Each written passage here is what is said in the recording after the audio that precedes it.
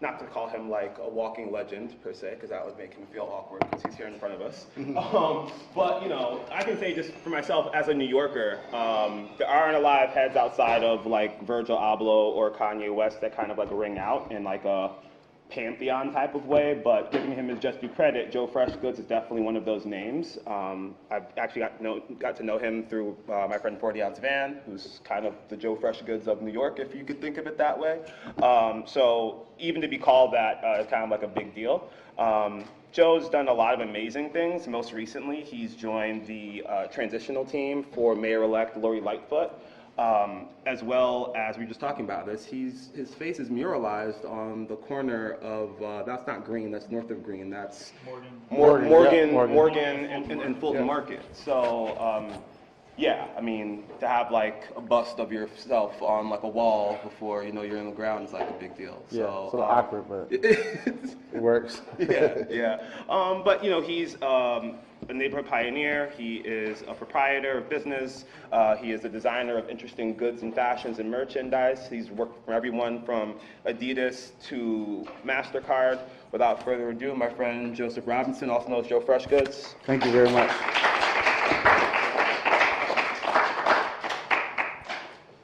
Check. I'm good, right? Can I look up and talk? Okay. So this is my first time doing something like this. Usually when I do panels or workshops, it's a question and answer basis. So fresh out for Coachella, I'm not used to just talking for about an hour or whatever. So bear with me here. I talk a little fast, so I'm gonna try to slow down. I hit the button a little bit, so I'm feeling relieved. But so we influence the influencers. That's pretty much the basis of my life and where I am right now as a designer, entrepreneur, still living in my hometown. I'm going to address, and it ties back into consumer behavior, everything that I do, you know. Going to address how I came up. Oh, there you go, right there. That's a good video.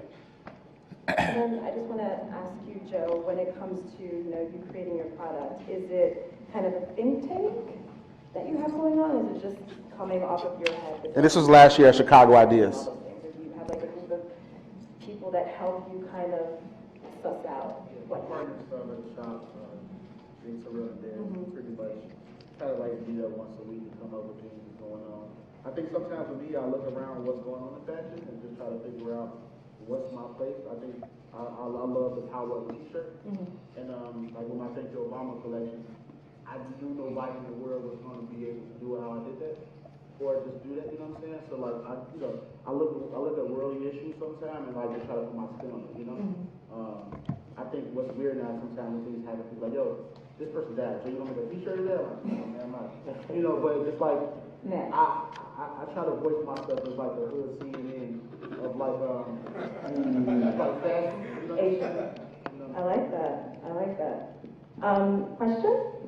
Yeah, I have a question. No one I really look up to also all three for obviously similar reasons, but very different reasons for your different like places in the fashion world. I'm curious to get your opinion on two things that are related. One is this huge sort of like hype, which can obviously be beneficial in marketing, but like that's led to like this crazy reseller sort of like world that sort of exists and sort of floats around fashion, and sort of some of it's really predatory, some of it's really not predatory in like bad people kind of way, but you know, like the notion you're just talking about price and how making things are horrible, but then you know people can buy it, snap it up, and then they're like making margin off what you want to do. And in that same vein, what do you think about something like Supreme, which just took that $500 million investment from private equity? Like, what do you think about that and what that does to a brand like Supreme, and how do you guys navigate that? There's a lot in there, sorry. Loaded.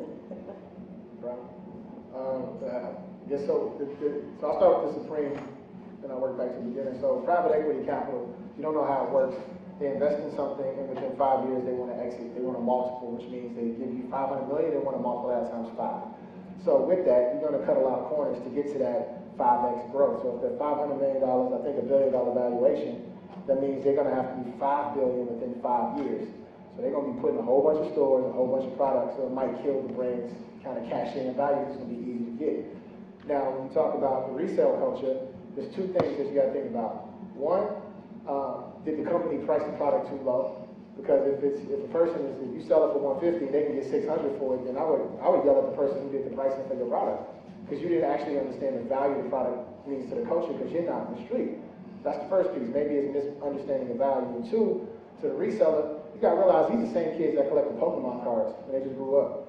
So, you know what I'm saying? It's like, it's different, like the essence of the culture. When I got into sneaker cultures, I was doing it 100% for me. I didn't care about taking a pic and posing and putting it on these blogs. Like, it was just like, man, I love that shoe. I want to wear that shoe. I want BK Diamond Sales, Reebok Pump, everything, man. Like, so it was about what I felt was right for me. So this reseller culture, it makes it difficult because the people who really love it and want it can never get it. So I don't have an answer to it. I mean, write a better bot algorithmically to get there faster. You know, demand that the companies make enough product and have a different reservation. Because remember, you're still giving up the money, so you can control the commerce as a consumer. So, like, put your money to work. Stop buying and freeze people out and say, all right, I changed the distribution, or we're not buying from you no more, because I don't want my kids getting killed in the streets or X, Y, Z. So realize the power you have as the buyer, but also understand the dynamics of the game and how people are incentivized. People are incentivized for the quick flip. It's no longer like Joe mentioned. They don't want to. People aren't incentivized to be in the street and get to know people. I just met this brother yesterday. I walked into the store, he's there, and treated me like we were family. That's the type of people I want to shop with, right? And so,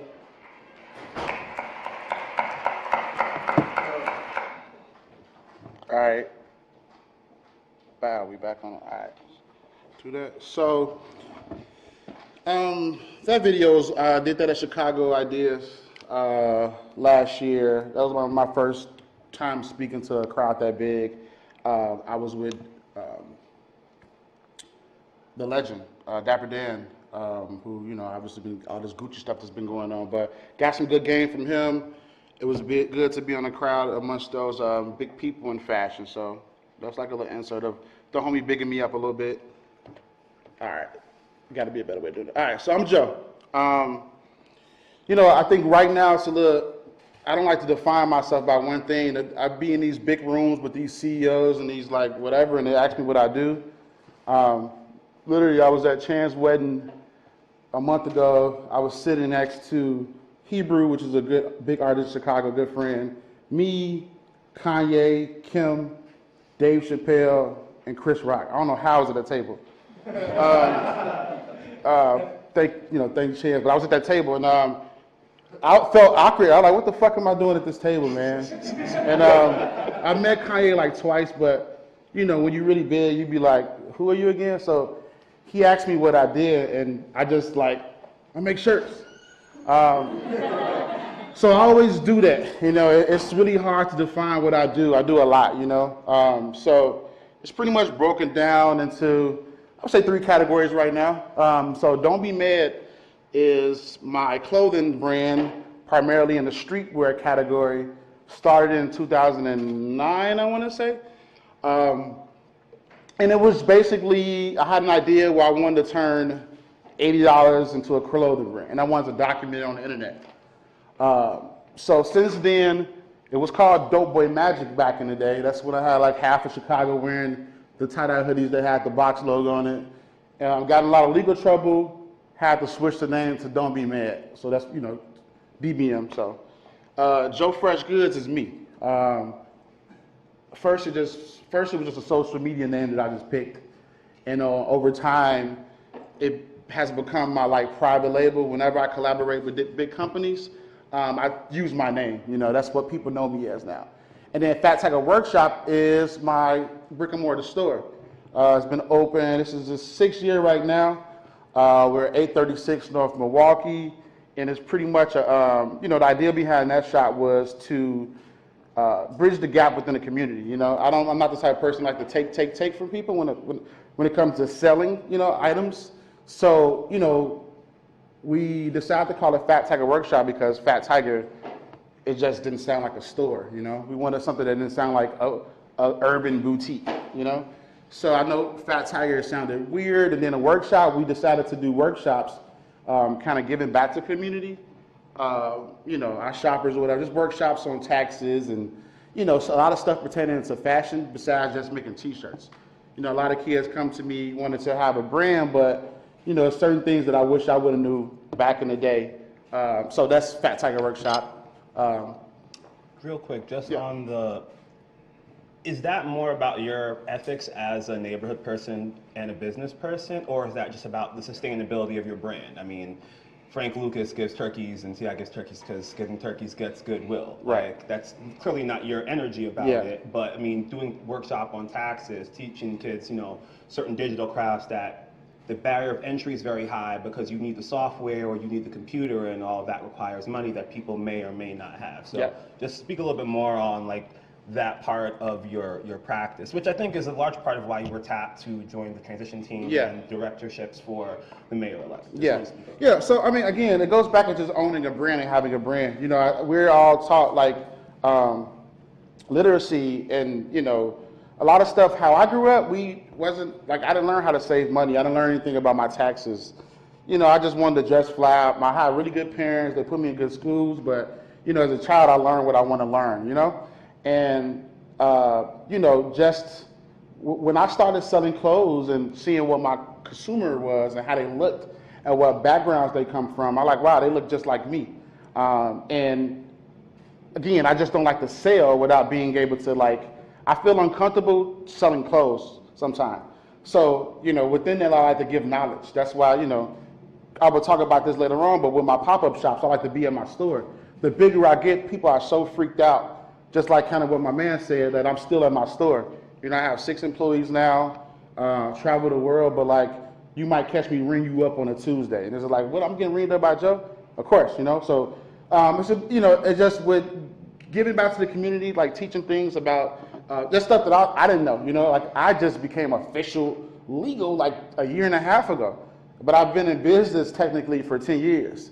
So it's a lot of things that people don't understand. It's just like, you know, I want to shed the light on owning a business. You know, when I first opened up Fat Tiger, it was just simply me and my homie coming up with $1,600 to put on deposit. We dressed it up with stuff with IKEA. So that was my first instinct of owning a business or whatever. But as far as like the hard stuff that I think a lot of the kids in these urban communities don't know about, I like to teach them as I'm learning too. You know, I bring people in from around the world to talk to kids. So it's one of those things where it's just, I feel good about giving back, besides just always selling stuff to people.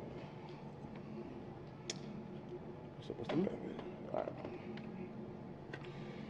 So these are a few clients I've worked with in the past 2 years. It's like it should be a little bit more than that, but that's like, you know, I'll get into a little bit more details with each of them, but yeah, you know, it's just somehow, some way, a lot of companies realize that, you know, we live in an influencer age. It goes back into the we influence the influencers, where, you know, I have a knack of taking a large company that's really like a McDonald's, you know. You know, everybody have their problems, they're distressed of what they don't like about McDonald's, but, you know, they tapped me in, I told a good story. McDonald's wanted me to sell the items that we made and, yeah, sell them in different McDonald's around the U.S. And I was like, no, that's whack. What we will do is we're going to pick the McDonald's all across like in New York, L.A., Chicago, and Atlanta. So I made McDonald's pick all the McDonald's that's in the like lower poverty areas, and we gave it away for free. With that, it was lines of, I think we released it like at 12 o'clock that day. It was lines at every McDonald's. And that was just one, I mean, again, convincing a big company with a huge agency to do it my way and it worked. So I'm able to tell that story. Yeah, so there's a few of the companies that I've worked with the last few years. So West Side of Chicago is very key to my humble beginnings. You know, a part of being able to tell these good stories with product, when we talk about the word culture and what that means right now, the way I'm able to communicate with my consumer is because of how I started, you know. Right here is a picture of Madison and Pulaski, which is for me was the first home of, you know, the hustle. You know, it's always that big thing about the West Side versus South Side. West Side, we don't have no grass. It's a church on every block. Everybody dressed all colorful and flashy. But what I will say is the West Side, we're hustlers, you know. Chicago, like again, I hate that city segregation because at the end of the day, we're all Chicago. But it's always been a big thing about West Side versus South Side in Chicago. But for me, I would say I wouldn't be where I'm at right now where I came from. You know, going back into Madison and Pulaski, it was where you would go to, you can go get your t-shirt airbrush, your ears pierced, some socks, some new Jordans, take a chick on a date, get some food, all in like one block. Very dangerous over there back in the day, but it was like, you know, where you got to start. I got to see how people sold items. I got to see the art of just gaining somebody, making something that's so small and make it seem so beautiful for somebody to spend that dollar on it, you know? So that was my first. What was that like? I mean, your introduction to commerce. I mean, we're roughly at the same age, so like we're 80s kids. So, yeah. I mean, yeah, like late 80s through the early 90s, inner city Chicago. I mean, it was going through. It was in its darker era, right? And it was going through a bit of a dark time. But I mean, with that in mind, and you seeing kind of maybe your intuition led you to see where things would go in the future. I mean, what was that like for you? Like, well, understanding that. You know, back then it was the birth of the urban brands. For me, you know, I got to see Allen Iverson and Reebok do those ads with Jadakiss. I got to see, you know, 50 Cent sign that huge deal.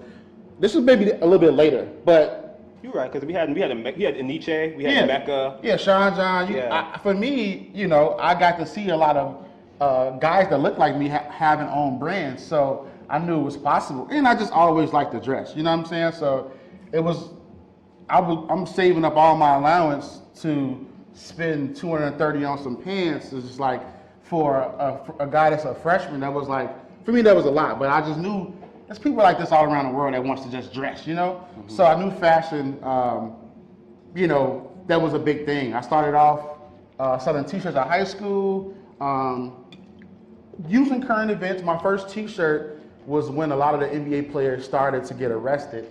Freshman in high school, I used to steal transfer paper from like an Office Max type shit. And I used to print out, I forgot, Kobe Bryant got in trouble. It was a few players that got in trouble, and I just posted them. It was the time of the ignorant T-shirt in the hood. You know, This is back when everybody used to wear the Biggie with the Coogee sweater picture.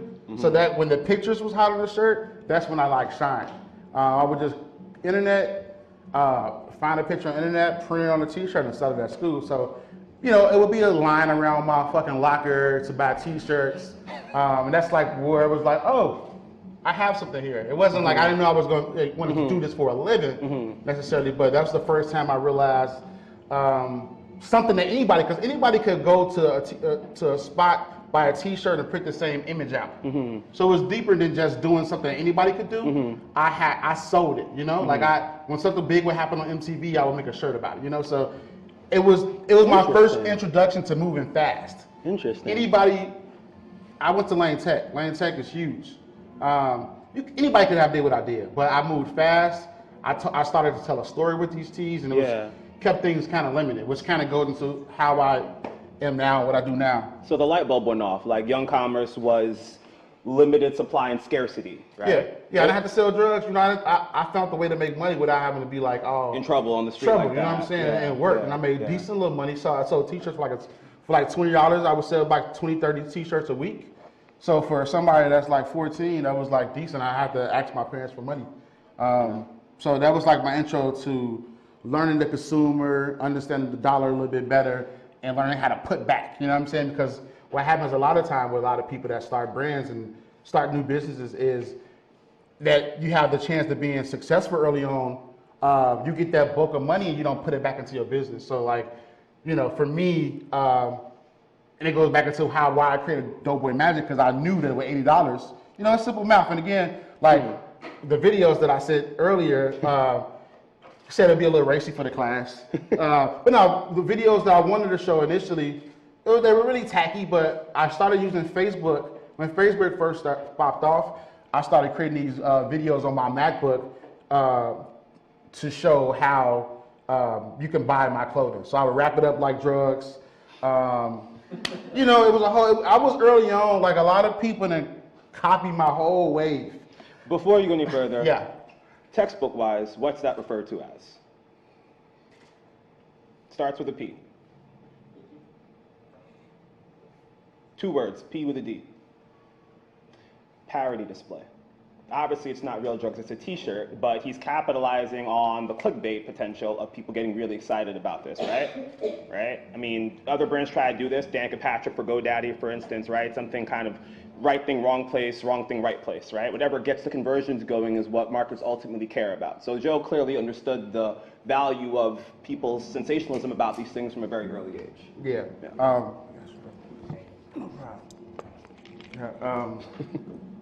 So, you know, real quick, artists all around you.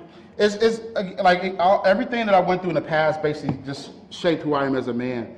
And now me having a daughter, I understand how art is so important at the early stages. You know, like I don't really yell when my daughter drawing on the wall no more.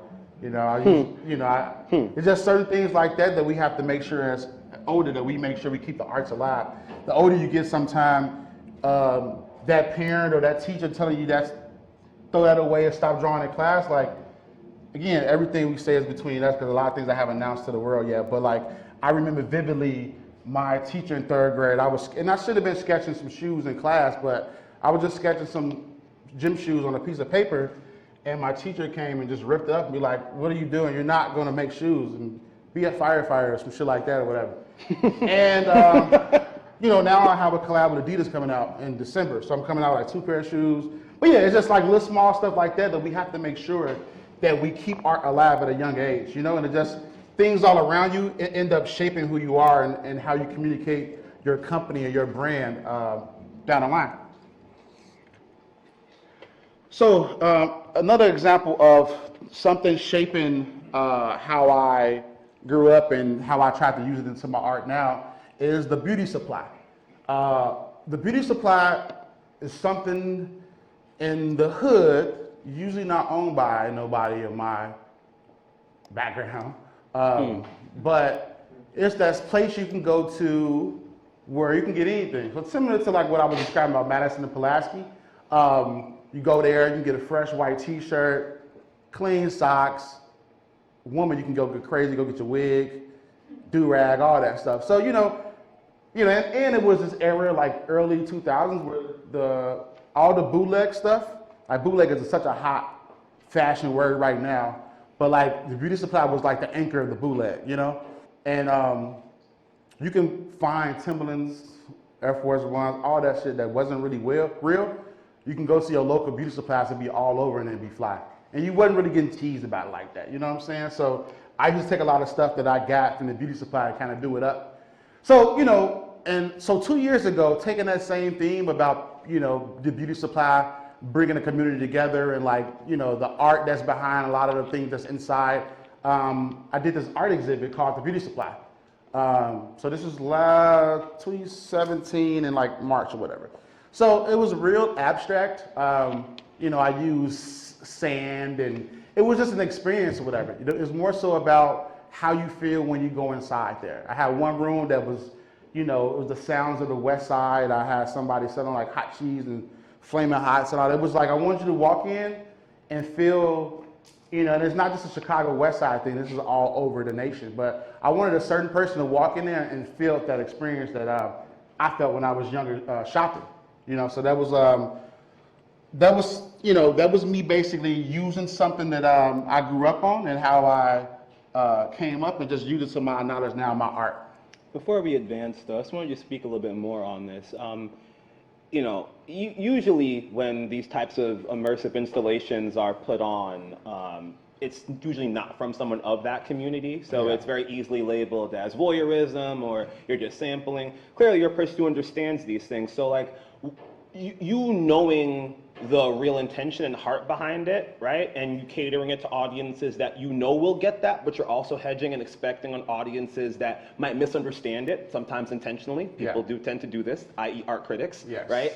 How did you defend the juxtaposition of, you know, Flamin' Hots and the sensory, you know, the sensory marketing of like the city, not marketing, but the sensory ambiance of the city with things like, you know, if I take it, this is the painted sand, this is the pink and green sand. Yeah. So like, how do you, as a marketer, how did you decipher the people who looked at it with low involvement and like, oh, this is just something I heard about, versus high involvement, people from the community that really invested, they're like, yo, this is fire, but like, I have feedback on X, Y, Z. You're like, oh, yeah. Well, you know, for me, I do look at myself like the superhero of speaking for my people when it comes to fashion. So, you know, because it is a lot of exploitation and culture appropriation in fashion. So sometimes I just simply, I do a lot of things like, you know, now, like I said, bootleg is big, but like, I don't never take for somebody that's ground level and it's like my peers. Usually when you see a lot of my flips and a lot of the stuff that I got cease and desist from, it's really just me poking fun at corporations. You know, it's just because again, like I've been doing this for a while, it's still nobody to step up to the plate and like, yo, I'm gonna speak up for my people. I'm gonna take things that I grew up on. I'm not, instead of Balenciaga charging, you know, $2,800 for a Welcome to New York airbrush jean jacket that's you can literally buy at like a souvenir shop for $14.99. You got a lot of companies selling like jelly flip flops that you go get to the beauty supply for $800 and like, you know, it's just like, oh, y'all doing all that? Well, I'm gonna do this, you know. So and at the same time, when you're dealing with something that I wanted to give to the public, it's like, yeah, I'm gonna talk about the beauty supply and I'm gonna have my, you know, my preface on the wall and, but I gotta make it beautiful because a lot of times people not gonna understand, you know, I do know a lot of my fans and people that support me don't come from my background and I never want to single people out, you know, because I'm not trying to be super black power, fuck everybody that's not black, no. I'm just basically telling people where I come from and this is my art to the world via whatever avenues that it is, you know, because I look at all the people that line up for my stuff and a lot of the kids and stuff, and it's just like, it's everybody, you know, so I never want to come off as singling a group out, but I have to, you know, I can only come up with stuff that's in my mind. So things like the sand and walking through the trees and like, I just wanted to make it beautiful. Put a little sprinkle of like sauce on it. So the art critics can be like, shut the fuck up, you know what I mean? I feel you. Like, So it's like, I gave y'all art too. Like I'm gonna give y'all, it's called the beauty supply. I got the fake Louis bag. Right. Like up there with the do-rags hanging off it. So it's gonna be that. But just to shut people up so they can respect me, I'm gonna give y'all some art too. So you're like Chadwick in a lot of ways, like Wakanda forever, but like don't take me out of my element trying to help you like don't take me out of my element trying to over-explain something you should, at a base level, understand. Yeah, exactly. I respect that. I know who I speak for. Right. I'm not trying to be over artsy. Like I speak for a guy or girl from all different backgrounds that's rich in culture, that comes from a certain background. I just want to give back a little bit. You know what I mean? I think sometimes we overcomplicate things to our consumer, and it just like it comes off like you're just doing too much or it's not authentic, you know? Speak on that a little bit more. We spent a lot of time this semester, and a lot of the other guest speakers complimenting what you're saying have spoke about the power of perspective, perception, you know, what it is to be authentic in an era where influencer marketing is really the crux of how brands essentially are either being lazy or it's their stopgap for money or resources or access they do not have. Leveraging authenticity is a big deal. So I guess what I'm taking from this is that you are fiercely protective about your authenticity because you know that it's all too easy, especially in a city like Chicago or the Central Territory for that matter, where because of economic influx or outflux, frankly, certain interests try to co-opt what they deem or feel is an easy local grab. And your response to that is politely, and sometimes maybe not so politely, that's not going to work. So just transitioning, to the next thing, how does that color your point of view when you're in a room, again, just referring to transition committee, or you're in a room with a corporation like a MasterCard or an Adidas, or inversely a Nike who is always interested in some interesting pickled politics. How do you bring that to the table? Because it's not as if it's Netflix, they're like, hey, Joe, like, is this okay to say the N-word in this film? You're like, I'm not the person to ask that. I'm gonna tell you what film, you know, that will make sense for, but I can't tell what film is not gonna make sense for, because I can't speak for that demo of people. Yeah. Okay. Yeah. I mean, it's very challenging. You know, I met with the mayor's committee last week, and, you know, it's kind of symbolism of what I'm dealing with right now, where I go there, you know, I'm probably the youngest person in the room, the most unexperienced in that nature, tattoos on my neck, I'm not dressed like nobody in there, so I come there a little late, you know what I'm saying, probably smell like a little weed, you know, and I'm like automatically feeling a little like discouraged a little bit, you know, so it took me, you know, I knew that I got invited for a reason because I have a voice and, you know what I'm saying, the city really support what I got going on, I'm really in tune, but I get in certain rooms and I do feel like, damn, you know, and I think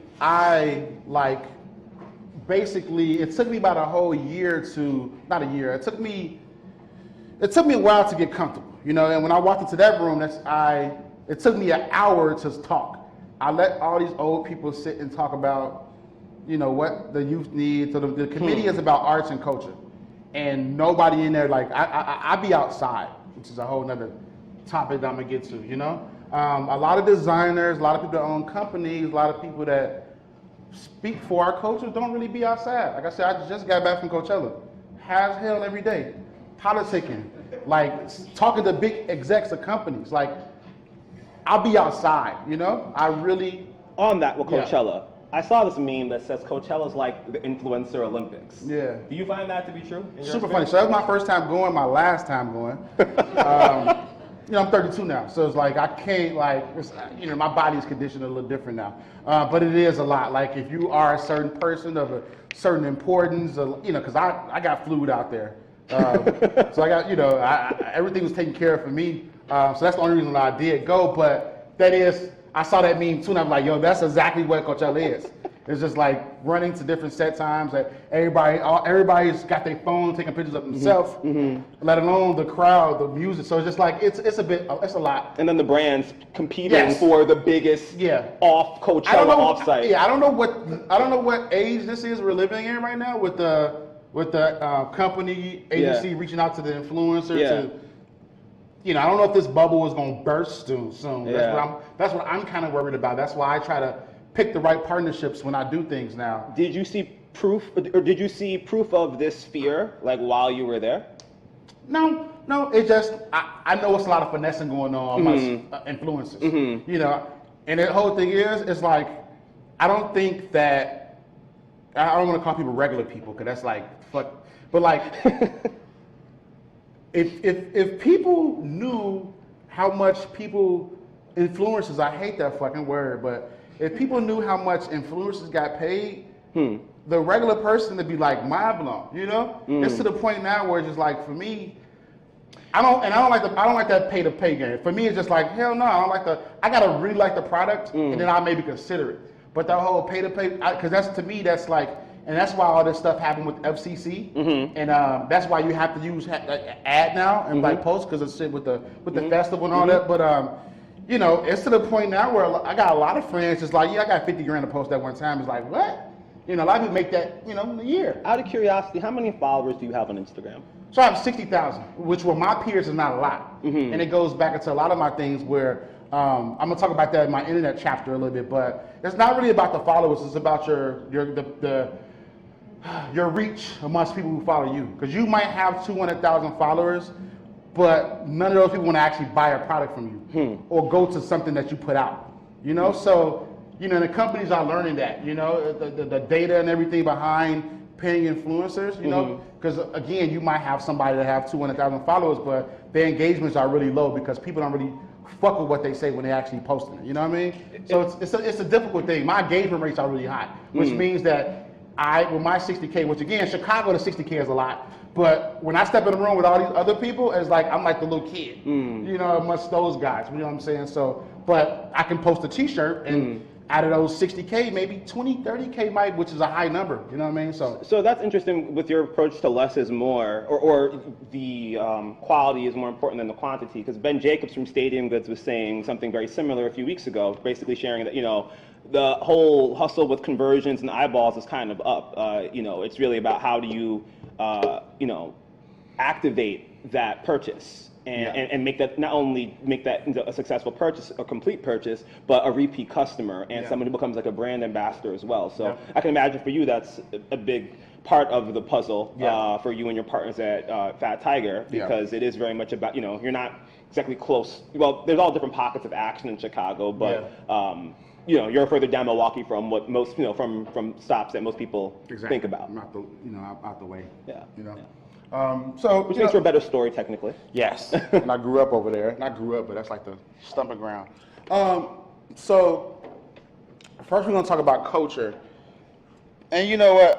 I'm getting so tired of that word. So I was talking to my girl, like, well, how do you define culture?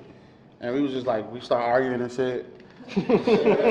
Like, duh, you know, of course we were over this word that I'm so tired of hearing. And but why though? Because it's because how can you define culture? Too many meanings. And It's like when I looked it up, it's the customary beliefs, social forms, material traits of a racial, religious, or social group. So that's like the textbook definition of culture. I guess. So when we talk about certain words, again, like, I don't want to be too preachy because like the more, this is different because I get to like talk a little bit, but like I've been turning down doing panels in Chicago because it's just like, this worked for me. I'm not, obviously I have good things that have happened to me, but like how I came up and what I did, it might not really work for somebody else. So it's just like, it's culture for me, you know what I mean? And I know what I represent is for a large part of, the U.S., I would say. So, but it's super tough to define what culture actually means. Or at the very least being POC in the Central Territory. Yeah, exactly. So I kind of broke it down. So with me, with branding and opportunities and like just, I broke it down into 3 parts. Conversation. So everything has a story. My whole life is damn stories, man. But like with ComplexCon is, are you guys familiar with ComplexCon? Anybody? Yeah. Right, yes, so, that's a trick question. Man, ComplexCon is like walking inside the internet, and it's like, oh shit, that episode of Dave Chappelle, where he's like walking in the internet, that's ComplexCon. Everybody, all these brands have booths. It's a lot of brand activations. I've been the last 2 years. It's so weird that it's coming to Chicago. I'm grateful, but it's like Chicago has never been. It's like, I don't know if Chicago know what they should be expecting. It's like, it's super dope if you're a shorty, but it's like you're walking into the internet. So you gotta take that with all the good and the bad of the internet, So when they reached out to me to do a t-shirt, to be in a ComplexCon gift shop, I thought to myself, I have to continue to keep providing my message, I do a lot of corporate things now, and like literally, I'm like, I just did one last deal last day and I'm like chilling.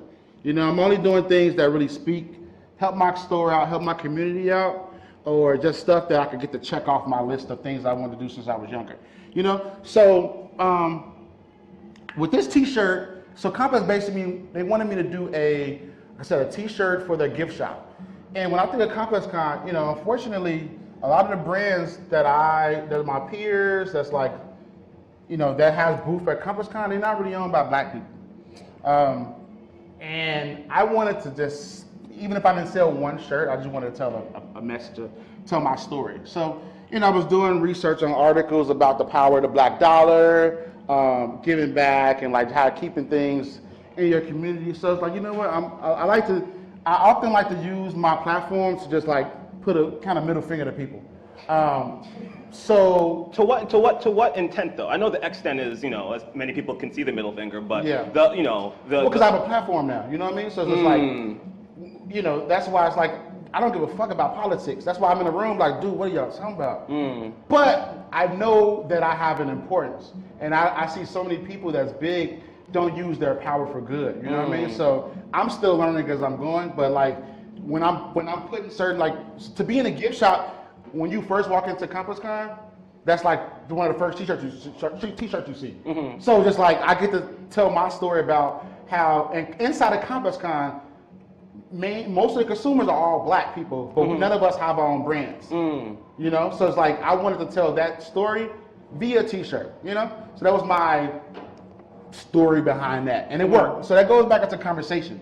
You know, I took something that was going on, there was like a lot of things that was going on social media, and I wanted to just have a t-shirt that kind of exposes what I thought. I'm really big on you going to work, talking about a t-shirt, school, class, like, so that's my, when you're talking about culture, I like to make I like to make conversation pieces. So that's one thing that we're, you know. Current events. This is one of my shining moments. Malia Obama, shout out to her. So when I dropped my Obama collection, I was trying to, and that's probably my like biggest collection to date, you know? And the Obama collection was pretty much me wanting to fucking, you know, when President Obama first got elected, that was like the best day in Chicago. Like everybody was partying, you know. It was like I forgot what they had the TVs at downtown, but like, yeah, I was like 18, maybe 19, maybe 20, some shit like that. But it was like it was so much love in the room and outside. Everybody was going. It was like it was the most peaceful Chicago has ever been in 2 days, to my knowledge. So beyond politics and beyond what you believe about his term as the president, I just want that inspired me as a black man, you know, seeing the first black man president. So I put together a collection that was, each piece was going to be a different, a symbol for each family member, you know. So with Malia, this just goes back into my current events topic of how I like to sell items and communicate to consumers. You know, it was a lot of articles. I think she had a lot of Palooza. I forgot, but it was videos coming out with her like hitting a joint. And so, you know, I'm like, let me just make a funny T-shirt. So, you know, she had got something to Harvard, so I did the colorway. But at the very bottom, she did like a screen version. But at the very bottom of the T-shirt, it says, "It's okay, we all smoke." Like it's like silk screen at the bottom of it. So it's like one of those hidden messages that you get after you, like, people know. Chance rocked it for me, so it went really viral. But you know, she saw that, she loved it. It was like a girl, it's all good. We all spoke, you know what I mean?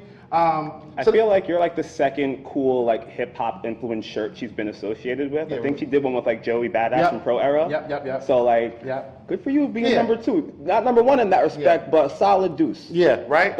So like, you know, it goes back into the point where I just like to talk and like, just like for people to be able to communicate and, you know, with my teas. So, fuck Donald.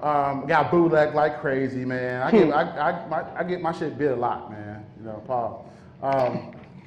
So with fuck Donald, this is before I even realized he was going to even get elected. So I did this like 4 years ago. The time go by super fast. 3 years ago. So that time he came to Chicago to do that speech, and he like shitted on the city or something like that. So like this is this is before we didn't know this was gonna be a reality. So as a joke to all my friends, I just made some fuck Donald t-shirts. Didn't expect to sell them. It was a joke, you know. I was just like, you're not gonna come to Chicago and dish Chicago. So first, I made one, posted it on Instagram, got a lot of like, wow, okay. Then I started my store, and you know what I realized is it started to become people's uniform. Like coach's uniform, you know?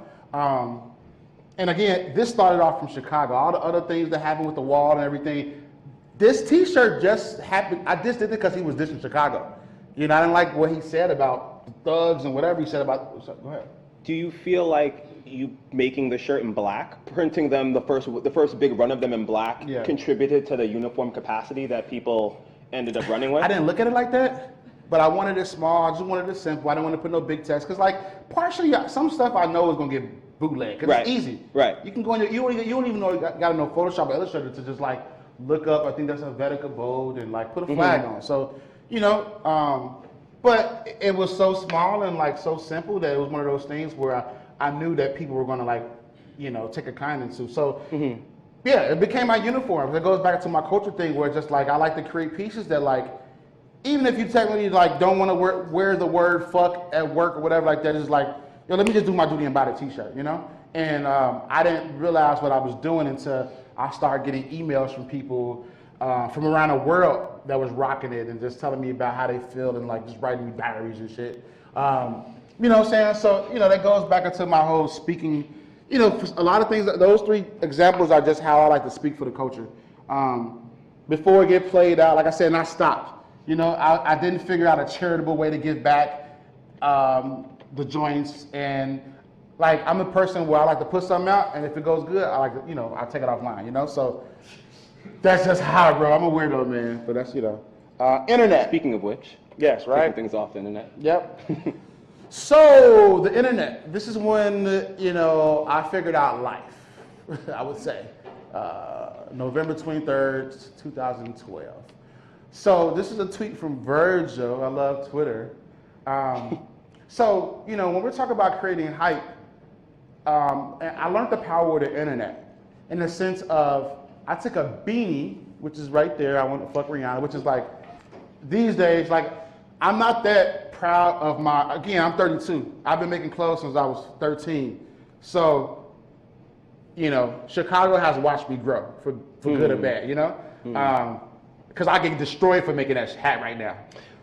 But this is where was the block again? The intersection with the parking lot. Yeah, this is that type of commerce, right? Yeah. Because this is something that is essentially very bootleg, very beauty supply store. Yeah. Like your edges are looking bad, like your hair's kind of messed up. Wear this beanie, right? But fast forward, the person who would then go on to become Louis Vuitton's first male fashion director of color. Yeah.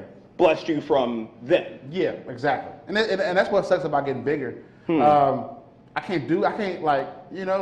Stakes are too high. Yeah, I'm my brand. I don't really hide back. Like Supreme, a lot of people can't even name the owner of Supreme. I can name you 30 brands, but you don't know who owns it, I'm Joefreshgoods, I'm DBM, I'm Fat Tiger, so I have to be more careful about what I do, and I take all that a little wiser now. I have a family, I'm a man of the city, so I tend to look at a lot of the things I did back in the day and I kind of cringe, like, damn, I made that shit.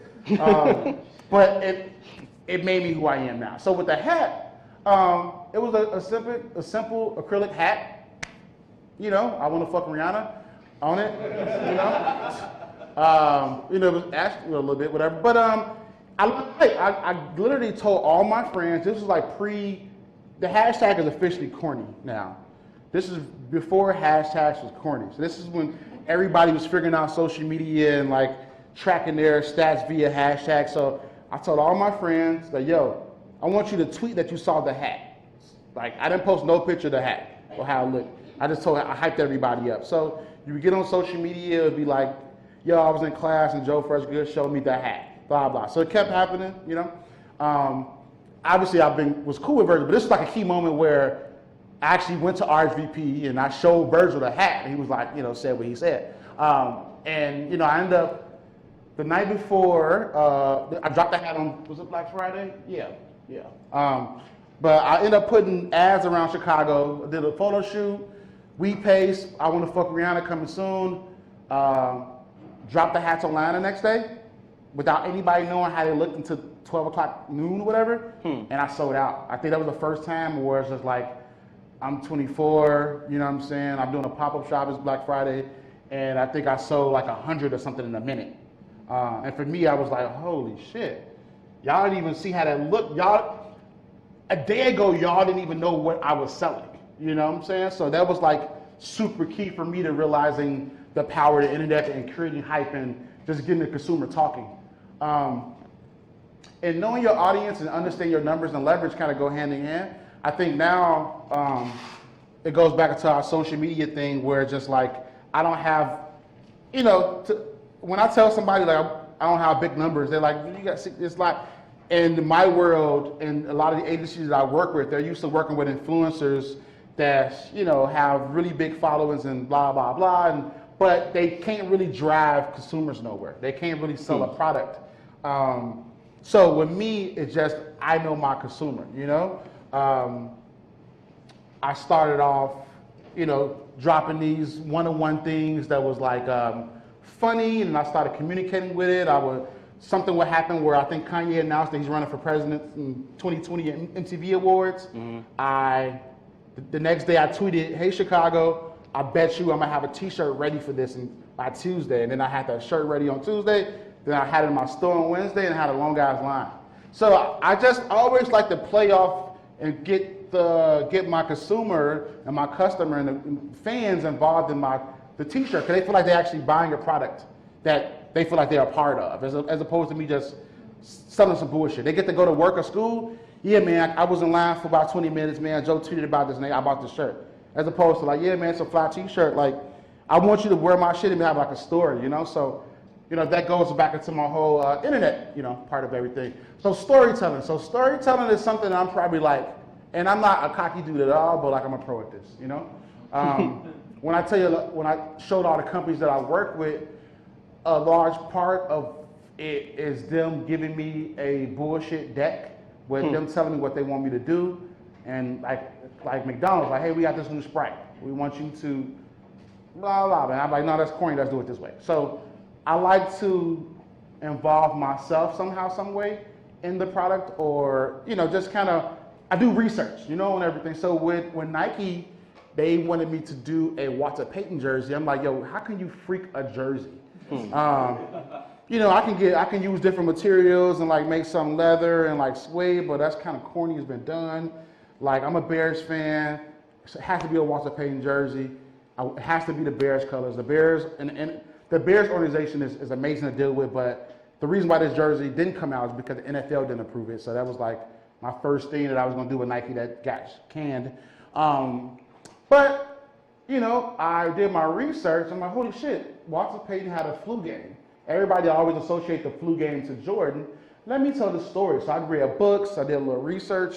And again, it's just a jersey. So I think, I like to actually, instead of just working with a product and you see Joefreshgoods X, blah, blah, blah, it's just like, I'm gonna make this work for me. And with this jersey, I put the year that it happened on, it's November 29th, I think, 1977. And at the bottom of it, I pretty much just told the story, and I had like a little column where they were numbered. And I put the word phi, which for a Nike product to have a slang word like sweetness was literally phi.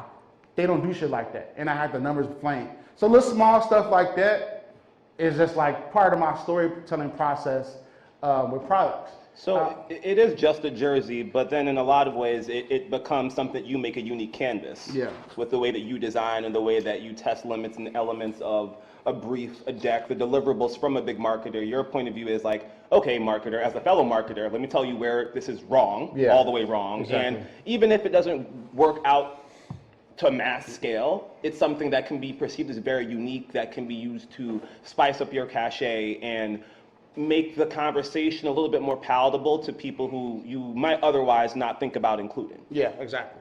That's really interesting. Yeah, so like, storytelling, vocal motion, consumer participation, all those things I just mentioned on. It's just all about just not just selling any type of product. I'm not saying my stuff is the highest quality of all time, but like amongst anything, I want you to wear my stuff and feel proud about being in Chicago, being from Chicago, being of the culture, what I'm saying? I hate that word culture, but it all just boils down into one. Relatability. So, I cringe when, now I'm like at the point now where anything I drop in Chicago, it's a line outside. And I'm super grateful and humbled, but I'm like, I get so nervous. Like when I see people standing outside, it's like, man, I don't like to bask in the glory and like go outside and like, yo, whatever, everybody. Like, ask anybody. I be in the back nervous. Like, I tell my intern or assistant to go outside with the phone and like, so I can get it on Instagram. But like, or sometimes like this moment, I'm like a Wicker Park kid. Before, Wicker Park is corny now, but like back in the day, it was the first stores were over there. Like, it was super cool before it got super gentrified, So like for me, growing up in fashion, having St. Alfred Leaders, it was a store called Untitled back in the day, Silver Room, which was the first black-owned like store I saw in Wicker Park. I got my start as far as being in the Chicago scene and the Wicker Park days. All the hottest clubs and parties used to be over there. Now it's like completely different. But, you know, I saw this line and I was just taken aback. I had to go back in front of St. Alfred and just like was amazed, whatever. But, you know, when I talk about certain things and about being a lifestyle brand, it's just about a lifestyle brand is exactly what it is, a lifestyle brand. And with that, it's just like, you know, I tend to practice what I preach from all around the board. You know, I don't like to, I'm not putting things on the tee I don't believe in. You know, we was in this era of streetwear where everybody's all sad and depressed, and it was like this sad boy gear, and like everything was like black and white and like melted words and like, you know, and that's just not what I'm about. You know, the whole brand, the reason why I called it, the existence of my brand is because, you know, a guy brought the word dope for $250,000, and he was somewhat of a friend, you know, one of the OGs in the industry. And, you know, he was like, bro, you got to change your name, you know, and then it's like, it kept getting more serious as I was ignoring him. So, you know, what I worked so hard on with the Dope Boy Magic, with the tie-dye hoodies and all that shit, it was something that I couldn't do no more. So the reason why I called the brand Don't Be Mad was to kind of slight that dude, you know? So like, I actually really run a lifestyle brand, you know what I'm saying? Like, I'm not perfect. I'm for the people. You might see me sign a crazy shoe deal and then I'll be at Eastrum getting drunk with the homies, like speaking to people and shit. So like, I actually run a real brand.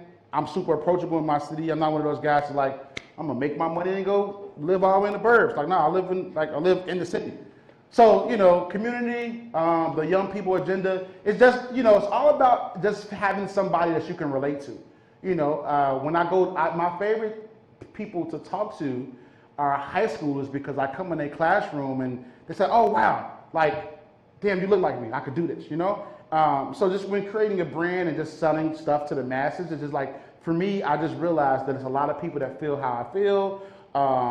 I do all my data when I see people lined up. That's how, they're tall, okay. You know, damn, I didn't know, like, I didn't realize that the city, like, I get so much love from the Hispanic community. It's like amazing, you know? And I see that when I see my lines. And that's kind of representation of Chicago because it's so like diverse as a city. So I just want to make sure I do right by everybody, you know? I have a little bit more allegiance of the community a little bit more. So, you know, and this was like AT&T, you know, they tapped in another company. Hey, Joe, we got something called 312 Day. We're going to give you 1,500 to post about this. Bro, if y'all get the fuck out of my face.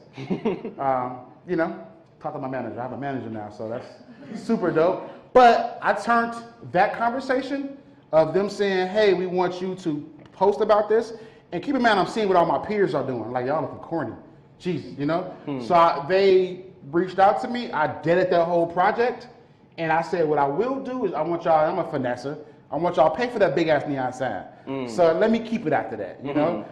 Let me give back. I love giving back. A lot of this stuff is just like, people don't understand, I really do look at myself as like the Robin Hood of this fashion shit because I convince these companies to pay. Obviously, I get my little bread, but they're, you know, I'm making them give back to my city, you know? So that was a prime example of that. And I think that's a big part of why you're greeted with a lot of welcome arms when you travel because, you know, to your point, a lot of, and I can speak as a New Yorker, a lot of people from the boroughs who do well, they do tend to disappear and go to Jersey. They do tend to disappear and go to Westchester, go to Connecticut, right? Rakim, right? One of the greatest rappers ever. Where did he move as soon as he got rich? Greenwich. Why? Because it's like Evanston, but it's in Connecticut. But again, I think that's a big part of why you're greeted with open arms. I know this one was, this pop-up was on Allen Street, right? Yeah. Yeah, so Allen Street is a big deal in New York culture because that is where Prohibit, which is a brand that was part owned by, you know what's up, part owned by Mos Def. Their basement became the headquarters of ASAP Mob before they got the record deal, and like the rest is kind of history. They do festivals now. They party with Rihanna, literally feel it in the she's like a static feature in their videos now. Yeah. But it is a place that is frankly, it got at a point like when I want to say around the early like 2000, mid 2000s, like 2006, it just became very inhospitable to out of towners because I think a lot of people just come to New York super tourist mode. The way you see people in North Michigan, like if you live in Chicago and you're unfortunately on Michigan for some reason, you're like, I can't wait to get out of here. Like you people have no manners, right? New York was like that for a very long time, and Allen Street was like a great divide between Prohibit, Reed Space, A-Life, a lot of brands on the same level as a Fat Tiger Workshop or a Leaders or a St. Alfred. So I recognize that personally as a very unique trait of your personality. Yeah. Which kind of sucks now in heart of what happened with Nipsey. Because, you know, the neighborhood's dangerous. you know, so it's a fine line. You know, I know that's kind of going off topic on what the No, it's very on discussion topic. is. We spoke about Nipsey when we talked about income and social class in this class. Yeah. So when, you know, when Nipsey did a pop-up at my store, when his first time coming to Chicago, and this when my store first opened, I was a baby in the Chicago store realm. You know, I didn't have no bread. My store was little in Logan Square. He chose my store because I was the new kid on the block and I was black owned. And I remember him coming to my store like, yo, why you could have went to RGP or, you know, whatever. He like, nah, man, you black. And like, we gonna do this. And that's the last thing I've ever said to Nipsey ever. So me being a person that's proud to be in my city, like, got killed in front of this store. I'm like, I have a store. I'm super accessible. So sometimes that gets a little like, you know, we have problems in my shop where it's just like, damn, man, I'm too accessible. But it comes with the territory, you know? This moment, I was like, skinny, I don't know what the fuck that is in my mouth or grilling some shit. But, You look like Birdman, kind of. right, I got a Birdman shirt on. And you look like What the fuck was I Birdman. It's a doing? little weird. But yeah, it was like a moment of just like, and it happened. That goes back into the culture thing. Like, he literally came to my store because I was new. You know, he knew I didn't know what I was doing. He could have took a check to do a pop-up at any other stores, but he chose my store because I was one of the new kids on the block and, I, you know, come from the same background. So, pop-up shops, traveling. So, you know, the next slide, I'm gonna talk a little bit more about how I do my business and like, you know, availability and everything. But I think for me, I didn't go to school. I think I dropped out of like Harold Washington, like, I don't even know if I was a sophomore, I don't know what it was. But she messed up the slide, it should be the other way around. Oh, this one next? That one, then. Got it. Okay, I'll go back. Yeah. So, you know, with me for pop-up shops, that's how I'm able to connect with the consumer. I realized that, like he was saying, like so I don't do wholesale, which I'll talk about a little bit more. So for me, going to pop-up, going to different cities, showing love, actually being at the store, hand-to-hand sales, that makes it better for me because that's me showing love, you know? I always tend to when I go to different cities, I don't pick the downtown area. I always tap into whoever's like, yo, what's going on? I tap in with people before I go to their city. It's like check into LA before you go to LA. Like when I do pop-up shops, I check in. Couple of the gang bangers, couple of like I'm cool with a lot of different people. Yo, I'm gonna pull up. Is this a cool block? All right, cool. And then also like dates. Like, is this like the right time to come? 'Cause Yeah, if there's exactly. like big competition, or if it's Yeah. a sweet window of, you know, dust bowls flying through, Exactly. Joe's gonna pull up and set up shop. Exactly. Right, Exactly. right. So, and all that, and the reason why I do that is because less is more. So, with this, so I got invited to be at Agenda. Are you guys familiar with what Agenda is? The trade show? It's like Complex Con, but they're their own brand. So not like Complex is tied to the magazine and Hearst Publishing. Agenda is literally like a trade show for trade show shape. Yeah. Sorry, it's Trump right now, sorry. Yeah. A trade show for trade show's sake, as opposed to Complex Con, which is a very big brand. Direct to consumer. Right, direct to consumer for brands that Complex wants e-commerce relationships. Or you could be a brand and like if I have $7,000 and I want to buy a 10 by 10, I could do that. With Agenda, you can't come to my booth and buy anything. That's just me. Agenda that's where brands go. For vendors. For vendors. So like say I'm Adidas and I want to be in 30 stores or I'm a whatever. You get a booth at Agenda to get clients, to get potential retailers. So when Agenda is whack right now because the game right now is super messed up. So a lot of brands are going with the rise of the internet and like, you know, it's just different. So when Agenda, they invited me out, they flew me out to Vegas to do a trade show to show my brand. And I decided to take that moment to build like an insane asylum to explain why I don't understand wholesale. So I got invited to do wholesale and I shitted on wholesale, respectfully. So my booth was pretty much just past due invoices, line sheets, and like just a bed that said help me. So, you know, I just do stuff like that. And I'm like, you know, for me, like, go back to the slide with the keys and shit. So like for me, all those they won't leave me alone, you know? Because of your disposition at the trade show. Yeah, so, you know, I can hit up Urban Outfitters on my phone right now. PacSun, yo, Joe, we got a huge check for you. Zoomies, yo, Joe, we got a huge check for you. for me, less is more because like I've seen a lot of those people kill brands. I'm not dissing nobody. Hey, if anybody that's shopping there, I'm not, because I'm still bashing for Urban Outfitters. So I'm not dissing the person that shops at these stores, but for me being a brand, for me this is a brand killer. I'm not a fan of the big PO. Like, it's different game plans. Like, for me, if Urban Outfitters places an order with me and it's hey Joe, we want to buy, let's see here, we want to buy 10,000 tees to put in 60 Urban Outfitters doors around the world. That might be probably, if I'm charging maybe like, you got to charge cheaper when you're dealing with them type of brands. So that might be a $30,000, $40,000 check, But if certain things don't sell, you might have a t-shirt on your web store that's $40. Urban Outfitters might mark it down to $19.99.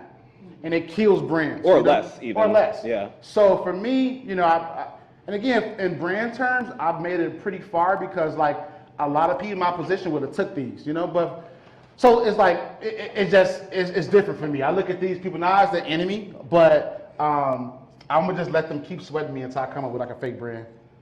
give that to them. That's it. Yeah. That's not it, but that's it Yeah. for those slides. Joe has his very own colorful way of putting things.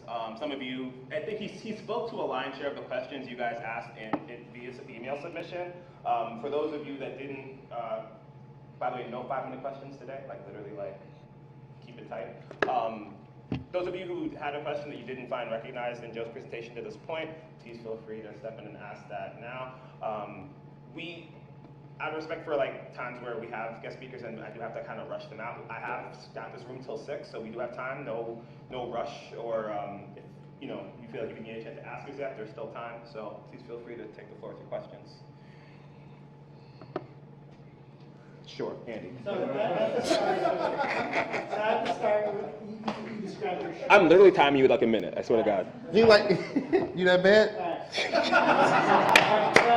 start, you said that the first shirts you did were very much like there would be a news piece and then boom, you had your shirt out. Yeah. So then when you're talking about Zoomies, accent and all that, do you think that if you're pushing these shirts at such large quantities, that by the time they're actually available, ready to sell, that it would just kind of like be outdated or not really catching the audience at the right time? Would you keep it small? Well, it just depends. Like I don't know everybody's numbers when it comes to like what type of, like with the Kanye shirt. A lot of things I do that's like pop culture reference, and like I hate the word fast. When I think of fast fashion now, I think of Zara. Zara, not Zara, even like what the shit that Kim K be wearing. Fashion Nova. When you talk about fast fashion, you like 4 years ago, I used to wave my fast fashion flag like, yo, I did that shit fast. Now it's just like, whoa, that's too fast, and that's like you just bit a whole dress from a famous designer in 2 days. Like, Diet Prada. yeah, right. Exactly. Yeah, I love that fucking favorite Instagram. So for me, and I do have different brands. Like when I do those type of things, which I can't do it anymore. I got lawyers. Like I got too many people on my ass now. Like I missed when I had 3,000 followers, so I could do anything. So it's different now that I have more attention. That formula, what you're talking about, it wouldn't really apply to those stores. I would have to sell my brand. I wouldn't do that type of stuff because it really wouldn't work no more. You know what I'm saying? Like, and those stores, they just be wanting anything. You know what I mean? Like, yo, Joe, just obviously they have to somewhat approve it, but they just want whatever that I have in like stock right now. Yeah. Okay. Thank you for kicking us off, Andy. Justin, and then Elias. So you kind of opened up with the thing about Supreme. I just want to get like your take on that, just because it is like a super easy way for people to get into that culture, right? Yeah. Do you think it's getting to the point where it's like too gaudy and like too? It's kind of like on a pedestal. Do you think people that like kind of see that it deters them from getting into the culture, or do you think it's gonna like solidify as like a street Louboutin or like a street? Yeah. Well, back in the day, which I hate saying the term back in the day, but like, streetwear was like, oh, you got on hundreds? I got on hundreds? Damn, we're friends. You got on those SBs? Like, with Karma Loops and a lot of these, the big brands, they made everything so diluted. You used to have to travel for certain pieces. Like, damn, where you get that hat from? Oh, you went to that store in New York? Oh, all right, cool, let's go get lunch together. Like, it used to be now you see some with the StockX and all. you can dress in a uniform. You didn't have to do no research. You can literally go on your couch and get all the hot stuff without having to travel. It didn't used to be like that. You know, I wear Supreme every now and then just because of that fact. Because I'm still a streetwear baby. You know what I'm saying? So I still appreciate certain things, but it is a little corny now. And I do think you can be a 10-year-old. I see 11-year-olds come to my store just like all they drip down, Off-Whites on, Drip. Supreme, and just like, Big you drip. can tell that, you know, like I didn't get my first Supreme until I was like 15. I like went to New York, I stood in line at the store for 2 hours, like that's what it was all about, you know? Yeah. And I think now you don't really gotta put it, I know it's just clothes, so it's like put in hard work for clothes, but streetwear, what the term come from, you got to put in a little work. Now you can just like, now it's like a streetwear kit. You could just like, okay, let me get my cool shirt, let me get my Off-Whites, let me get my cool joggers, Yeah. get my tattoo right here, and my Let me dad hat with the thing right there, and like Let me add to that. Knowing was not around when we were younger. The idea of like gridding and all that was not a concept, right? I mean, I guess mathematically or whatever, if you're like, you know, working on like a rocket fuel or something, sure, but not like in terms of like fashion. So she's totally right. Shared values had its own thing. I mean, even if you look at like spoof movies of the 90s, like anything with Channing Tatum before he became like a big Hollywood deal, he's always playing like that down guy, like wearing Timbs and dancing and like wearing like a wife beater, like as like some type of a head wrap. Like those are real shared values. Like, oh, we're like, how'd you learn how to do that? It was really grounds to communicate. I think the internet democratized things. Sadly, in democratizing them, it kind of corroded the pure intention behind a lot of purchases. Now it's like I'm getting it just to show I have it, not because I want to be included in this community. So that's very accurate. Yeah. That answer your question sufficiently? Yeah. Awesome. Thank you for asking a question. Elias, Q, and ladies, please don't be shy. There's only been so many of you. It's like a male-dominated class. Joe wants to hear what you have to say. So I know you've been close since you were like 13, and I know like you were inspired a lot by the hood and like for the hood. But like when you started doing things at a bigger scale, did you have an ideal consumer in mind, or like an ideal target audience that you wanted to buy your clothes, or you were just kind of like putting it out there and seeing like whoever liked it when you got it? Well, taking race away from it, things like when I think of the Midwest, I think the Midwest too plays a lot of part. So Chicago, yes, but the Midwest in general, I think the characteristics of like everyday people, like, not the glitz and glamour of the LA maybe, and not the, everybody in New York move too fast. Like, so they're just always going somewhere. Like, No offense taken. right, no, my bad. Just like, slow down, man. Everything, like, I'm in a meeting. What'd you say? Like, everything in New York is like, so like, whoa. So, and, before me, I didn't really see a brand represent the Midwest like what we are as people. And so, like, I always talk about me doing data research and everybody that's lined up for my stuff. When I start seeing people line up and like just start looking at my online sales and what cities it's coming from, I'm like, oh, okay, this is my consumer, I don't really want to charge, like, I've got enough clout where I can probably charge like $200-300 for a t-shirt. Like, I got some good looks, I got everybody wearing my stuff and celebrities or whatever, but like, I know it's a guy that exists that usually don't get that love, guy, girl, whatever, that I just want to spend 40, 50, like true streetwear numbers, because some people tell me $50 for a t-shirt is too much. It's like, you don't really shop like that then, you know what I mean? Because some people, my peers, you go to Barney's, their t-shirts are like $450, $500, $600. I got 6-7 employees, still small business, that's why. So with me, I know my consumer, I call it the blue collar streetwear is what I pretty much consider what I do. It's that person that, doesn't have a shit ton of money, but just want to look good. Want to wear a conversation piece at work, school, traveling or whatever, person of color, because like one thing about New York, I was like, oh shit, like it was a lot of kids of color that was like, man, you like my Black Supreme. And I hate being compared to certain things, but I can't control how a kid in Harlem look up to who I am. So when I started traveling around the world, like I was getting the same love in Japan, like, and you speak for like where I come from, like damn. So for me, it's just like that person that don't want to spend a shit ton of money on clothes, look cool. And I think when we talk about streetwear, having that conversation, you can still wear my stuff in different cities or Chicago. But, oh, you know Joe? Oh, you know Terrell? You've been a Fat Tiger before? It's still those conversations.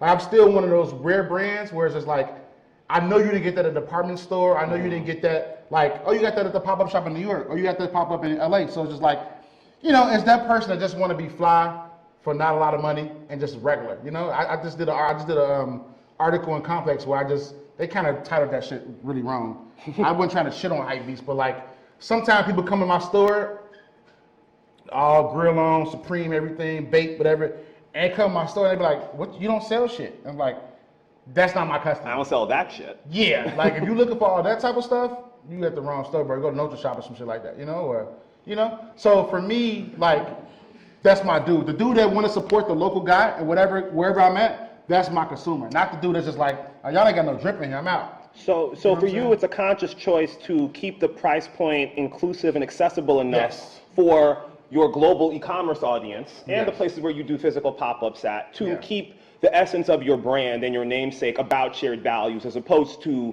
about exclusivity for sake of being exclusive and to shit on Yeah, people. because my stuff is limited. I think that's another thing too. Like even right now, I was just joking with my team. If you want to support me right now, you can't even do that. Like both of my websites are like, I took the shopping cart off, and just like my stuff is exclusive, but not on purpose.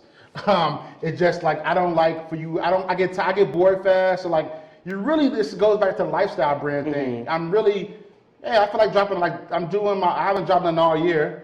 I'm doing Pharrell's festival next week, so I did a whole homage to Pharrell that's coming out like next Friday. I just like make clothes when I want to make clothes. You know what I'm saying? So and that goes back into my less is more thing. I'm not like putting stuff out to fill a quota. It's like damn, I got to make some sales this week. I just like I'm bored. Let me just drop some clothes. You know what I mean? So yeah. Q, and then who's the next question over here? I'm gonna pick someone otherwise, and it's gonna be Karen.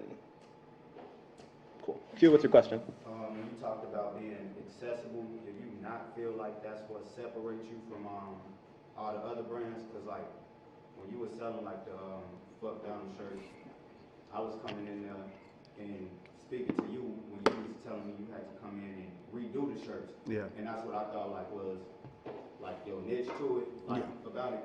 Because like now I see the face of the brand and like you said, keeping the black dollar.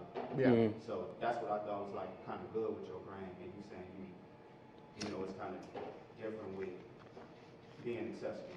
You don't really feel it like. It's taking the good with the bad. Like when my product, again, keep this between us. I ain't no announcements yet, but when my people understand, like when I drop my stuff with Adidas, that's gonna be the first time ever you're gonna be able to buy a product from me from around the world at the same time. It has never been like that. As you know, it's a thin line, man, because I do, you know, people understand, like, man, I'm supporting my mom, I'm supporting my family.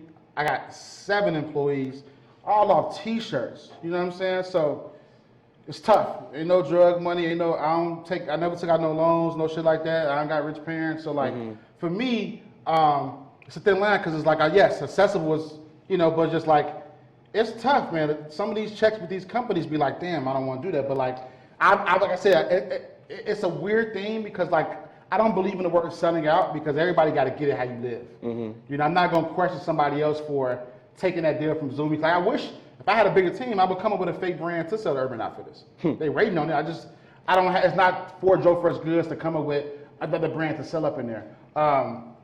So it's one of those things where it's a fine line and it's just for everybody else. With me, brick and mortars, I'm like over the brick and mortar now. Like when my lease is up with Fat Tiger, I love my store, but I'm more in love with the pop-up. You know, I want to kind of have a small location in Chicago, LA, and New York, and only open up when I want to. So not the Supreme effect, but in a perfect world, I will have a store, bi-coastal, Chicago, and I'll open up 4 times a year. So you can only catch this product 4 times for 2 days, you know? So it's just different, you know? It all depends on what each brand and what each individual company want. But for me, it still feel good to like, let me drop 200 tees and sell them out real quick, as opposed to like having you to keep, because if once it sell out, you're gonna be a little bit more faster to buy it once I'm dropping it. You know what I mean? So, you know, but it's a fine line. For sake of scale, I had the students do homework on Johnson Publishing selling to the Negro in 1964. So I did my Right. research for that T-shirt. Yep. Yes, Yep. exactly. So they were very familiar with the concept of the black dollar, especially in a majority POC city like a Chicago or like a New Orleans or like a New York or a Detroit or a South Los Angeles. But speak to, in your workshops, I'm sure you've come across students or people looking to learn from you who might not identify ethnically as black, but they're also very keen on how do they grow community dollars in their own community, right? I know that is definitely a point of concern for Mexican and Latinx peoples. I know Mexicans don't identify as Latinx, but they're in that broader group. I know it's definitely an area of interest for Pacific Islanders or Indo-Chinese or people from that part of Asia as well, who might have been displaced or marginalized or otherwise meant to feel othered, right? And then for other type of European immigrants who might be coming here through whichever type of means, like what's your global message as far as like not maybe not just limited to protecting your dollars, but like protecting your skin, your logo type thing. You know what I mean? Like where does that fit into how you communicate to people? And then Karen. Yeah. Well, I'm tiptoeing a fine line because again, I am proud of where I come from, but again, I don't want to single a group out. You know. Kind of like Jordan. What? Like Mike Jordan. Yes. Republicans buy sneakers too, right? Fuck them kids. You know. Fuck them kids. So like, and that's one thing I've learned about when I went to Japan and just experiencing that culture, because what I realized is just like, for me, it's just like, just because you're not black don't mean you don't identify with my struggle. And like, for me, it's just one of those things where I try not to, I look at everybody as a whole. When I do my workshops in the classrooms and stuff like that, it's everybody up in there. So I talk from an experience of like, this can go for everybody, but at the same time, it's just like I do speak from the heart for yourself. Have to speak from the heart and be proud of my culture, where I come from. That's very important. Because I don't see that many people doing what I'm doing right now. So it's just like, for some time I feel like it's a kid underneath me that's super dope, that's coming up, but it's gonna take for me to do what I'm doing right now for that person to rise up. So it's just, I do make sure I don't single people out with these conversations and what I'm putting out into the universe, but it's just like, I do gotta be proud of where I come from and how I'm able to, It's like that photo of that kid touching Obama's hair. Like clearly he's like a global figure and he identifies with like multiple ethnic groups. Right. But he does need to like let that little boy know like it's okay to like dream big dreams. And I think not just as a brand, but like as a smart future-proof marketer, I think that's very keen of you to have that like always in the front of your mind about like how am I perceived, how is my perception of myself informing other people's perception of people like me that they may have never physically met in person. Exactly. Maybe have never seen something like me in a room like this. Maybe I got a message from a white kid, and it's just like, I felt bad for him, man. 'Cause like, you don't have to do all that, bro. Like, we good. He sent me a message a couple of weeks ago and was like, hey man, I think I'm afraid to come in your store. What did he say? And I was like, no, that's not my whole goal. He was like, I want to make sure, like, I come from like the suburbs, but it's like, I didn't grow up rich, like blah, blah, blah. And like, I'm like, no, man, that's not what we're about. Did you give him a shirt? No, I didn't get no shirt. Okay. But like, we're like the barbershop, you know what I'm saying? The barbershop embraces anybody. True. You might get a little roasted, but this is where we come from. It's very true. You know what I'm saying? I'm not going to judge somebody that come in my store like, oh, you look like me. I'm not going to sell to you. I'm very appreciative of anybody that comes through that door. You know what I'm saying? Just that it's the barbershop. You know what I'm saying? So we're going to talk about what we talk about. It's just how we is. Gotta get. And if you want to be a part of the culture, this is part of the culture. Yeah. You know what I'm saying? But no, I just said, bro, it's all love, man. Like, come through. And he came through. Like, he didn't get no shirt. He just chopped it up. That's very important. Offered me a blunt. I'm like, yo, okay, we fam now. Okay, cool. Karen?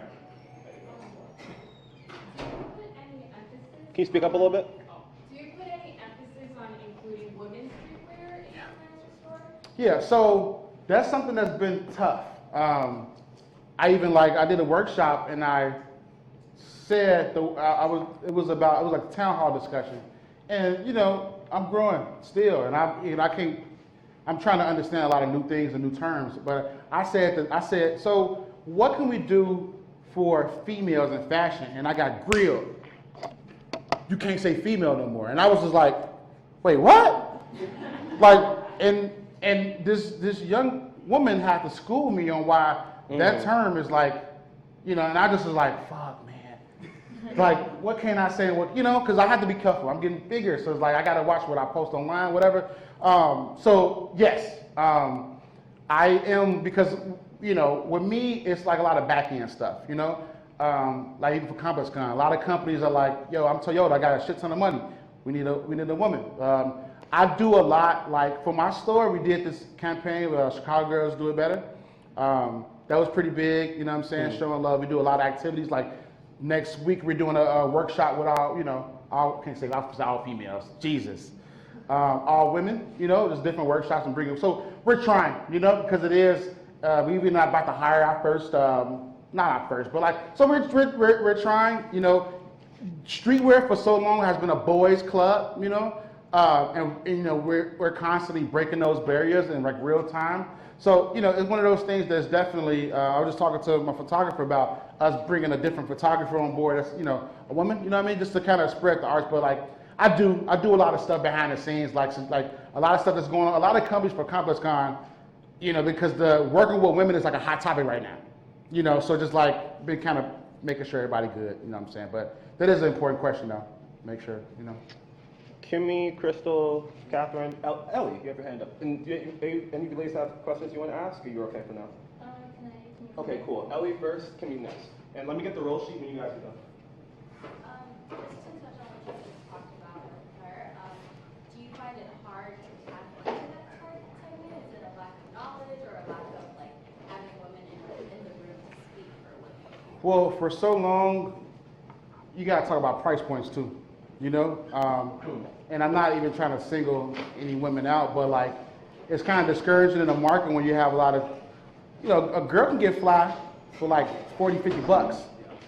Not all women, but back in the day, you know, and I can't, all the quality, everything is the same. So the t-shirt, the printing, it's the same thing. So if I'm charging $40 for a men's t-shirt, I can't charge $10 for a women's shirt. I'm gonna go out of business. But early on, I got discouraged because a lot of women used to be like, yo, I can get the whole outfit for what you charging for a hoodie. And like, I can't, I'm a small, I can't, you know, so I know women shop, but for early on, it was discouraging as a brand, a young brand, because focusing on women's wear and like kids and stuff like that, it's the same price to make men's wear, but I had to sell it at cheaper prices, you know? So now, what I focus more so is on unisex. So like a lot of my t-shirts I print on unisex tees. Like, you know, thanks to like people like homies like SZA, like everything that she rocks for me, like it be just unisex. So it's like, I tend not to single out like with Adidas, I'm doing a skirt. It's my first time I'm ever making like, you know, like a tutu, like paying homage to my daughter. So I'm making like a big grown tutu.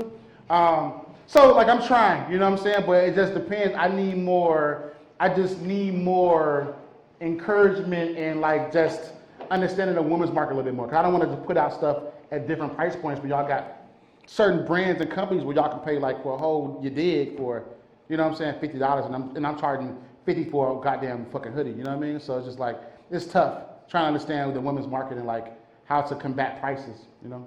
And how to break up segments, market segments, right? Like you highlighted, like it's usually women's and kids sold together, right? Or brands tend to group that way, right? Like men's, teens, women's and kids, right? So it's a big opportunity for your brand and for, you know, brands that follow your brand, right? Influencing influencers, for them to kind of see how you're innovating and pivoting. Yeah, and even when I shoot lookbooks, I shoot lookbooks with everybody.